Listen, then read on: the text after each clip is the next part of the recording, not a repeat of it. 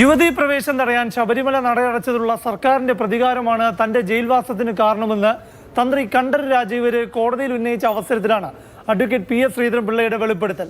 നാളെ പ്രകാശനം ചെയ്യുന്ന ശബരിമല സമരവും സുവർണാവസര വിധിയും എന്ന തന്റെ പുതിയ പുസ്തകത്തിലാണ് ശ്രീധരൻപിള്ളയുടെ തുറന്നു പറച്ചിൽ. ധർമ്മശാസ്താവിന്റെ ശക്തിയും ഈ വിനീത എളിയന്റെ പങ്കും എന്ന അധ്യായത്തിൽ യുവതീ പ്രവേശകാലത്ത് BJP സംസ്ഥാന അധ്യക്ഷനായിരുന്ന പി എസ് ശ്രീധരൻപിള്ള പറയുന്നു. രഹന ഫാത്തിമയും കവിത ജക്കാലിനെയും പോലീസ് കവചമണിയിച്ച് ശബരിമല സന്നിധാനത്ത് കയറ്റാനായി എത്തിച്ച അവസരത്തിൽ തന്ത്രി നടയടച്ച് ശുദ്ധിക്രിയ നടത്തിയത് സ്വന്തം തീരുമാനപ്രകാരമായിരുന്നില്ലെന്നാണ് വെളിപ്പെടുത്തുന്നത്.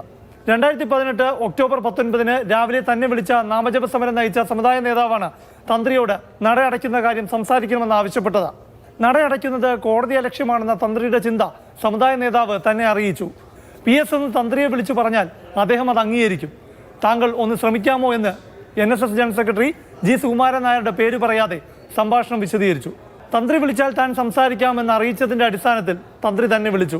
ദേവന്റെ പിതൃസ്ഥാനീയനായ തന്ത്രിക്ക് ആചാരലംഘനമുണ്ടായാൽ നടയടയ്ക്കാനും ശുദ്ധിക്രിയ ചെയ്യാനും അവകാശമുണ്ടെന്ന് താൻ തന്ത്രിയോട് പറഞ്ഞു. സുപ്രീം കോടതി വിധിയിൽ നിർദ്ദേശങ്ങളൊന്നുമില്ലാത്തതിനാൽ കോടതിയലക്ഷ്യ കേസ് എടുക്കാനാകില്ലെന്ന് താൻ ഉറപ്പു നൽകി.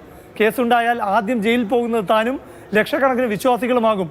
അതിനുശേഷമേ അങ്ങയ്ക്ക് ജയിലിൽ പോകേണ്ടി വരുമെന്നും PS ശ്രീധരൻപിള്ള പറഞ്ഞു. ശരി സാറിന്റെ ഉറപ്പ് മതിയെന്ന് തന്ത്രി മറുപടി നൽകി.